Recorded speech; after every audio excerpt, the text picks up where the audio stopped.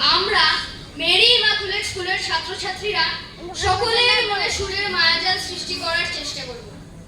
আজকে আমাদের নিবেদনে থাকছে দুটি গান। গীতাঞ্জলি প্রি চিলড্রেন্স ডে সেলিব্রেশনে আমাদের আমন্ত্রণ করার জন্য ডক্টর চন্দ্রানী সেনগুপ্ত আন্টিকে কৃতজ্ঞতা জানাই এবং ধন্যবাদ জানাই টিম গীতাঞ্জলিকে।